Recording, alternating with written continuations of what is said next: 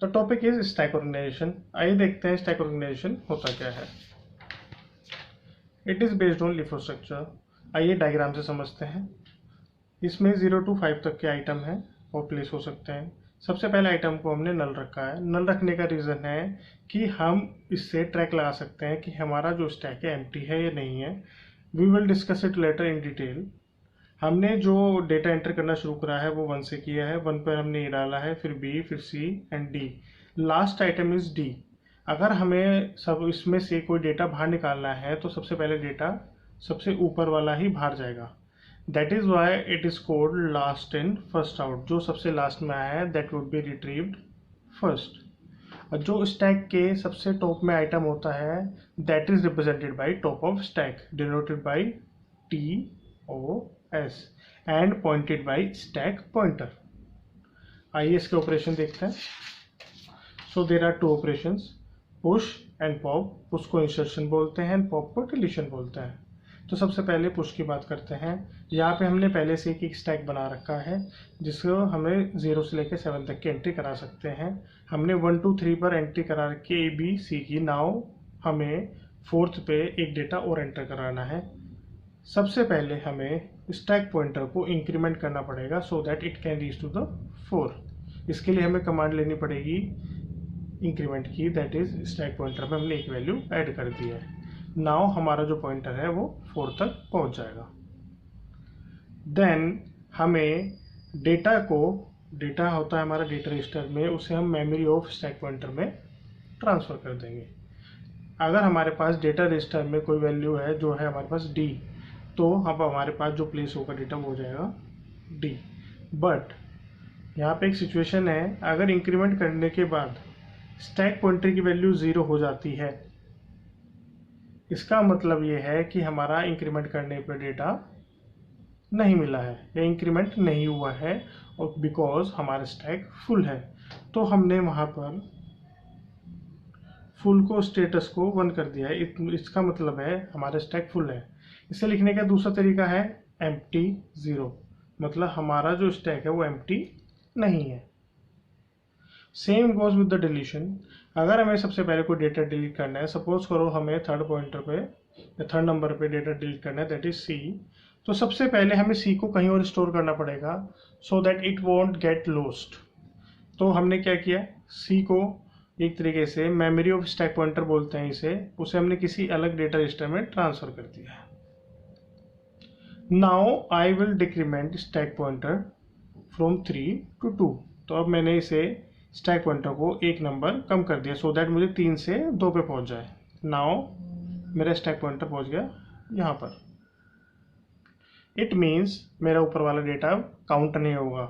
When ever I add something just like insertion, तो यहाँ पे जो भी डेटा होगा वो रिप्लेस हो जाएगा। इसका मतलब है डिलीशन में हम जनरली कोई डेटा डिलीट नहीं करते, it is just replaced.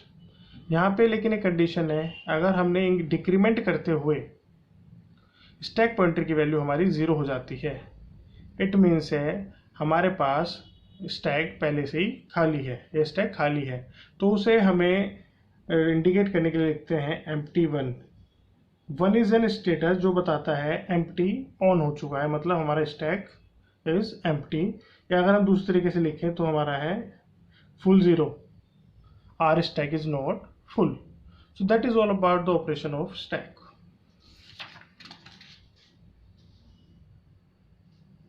Now come to the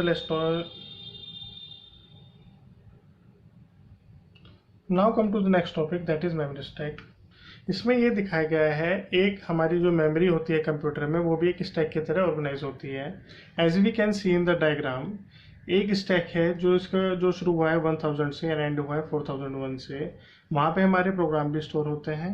programme is represented और retrieved by program counter. Data भी स्टोर हो सकता है विच इज रिट्रीव्ड और informed by address register and this is stack. As we have told before कि जो हमारा stack होता है वो स्टैक पॉइंटर से ही रिप्रेजेंट होता है, और स्टैक पॉइंटर सिर्फ टॉप ऑफ स्टैक को ही रिप्रेजेंट करता है। अगर हमें इसमें इंसर्शन और डिलीशन करना हो तो कैसे करेंगे। सबसे पहले इंसर्शन की बात करते हैं। इंसर्शन को बोलते हैं हम पुश। तो हमें स्टैक पॉइंटर से ऊपर 3997 पर हमें कोई डेटा एंटर कराना है। तो सेम प्रोसीजर रहेगा, सबसे पहले हमें इसे यहाँ तक पहुँचाना है। There is a situation when there is 3998 and this is 3997, so I have to decrement the stack pointer. So अगर हमारा पहले स्टैक पॉइंटर 3998 था तो इसके बाद हमारा क्या हो जाएगा 3997, तो हमारा स्टैक पॉइंटर पहुंच गया यहाँ पर। नाउ जो भी हमारे पास डेटा है we can send it to memory of stack pointer, and situation is same. If stack pointer equals to 0, it means stack is full. तो स्टेटस में हम क्या लिख देंगे 1, और एम्प्टी में लिख सकते हैं हम 0. So that is all about push operation in memory unit.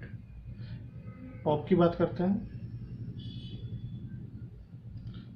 Pop में हमें ये डेटा जहाँ पे स्टैक पॉइंटर है, सपोज करो 3998 पे ही है, उसे हमें डिलीट करना है। तो सबसे पहले क्या करना पड़ेगा, मेमोरी ऑफ स्टैक पॉइंटर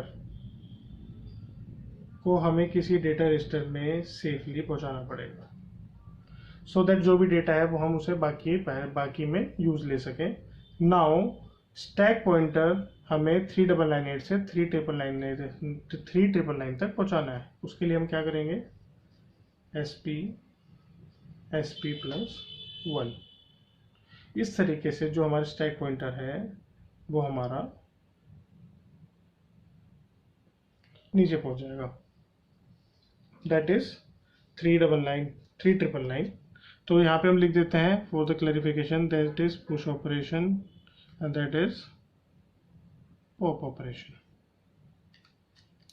अब यहाँ पे हमें देखना है कि अब हमारा ये नीचे पहुँच चुका है और इसका मतलब हमारा डिलीशन हो चुका है, लेकिन यहाँ पे कंडीशन है if stack pointer equals to 0 then it means है हमारा जो स्टैक वो पहले से ही खाली था, मतलब फुल को हम 0 कर देंगे, या एम्प्टी का स्टेटस क्या कर देंगे हम 1. It indicates our memory stack is empty. So that is all about memory stacks. Thank you everyone.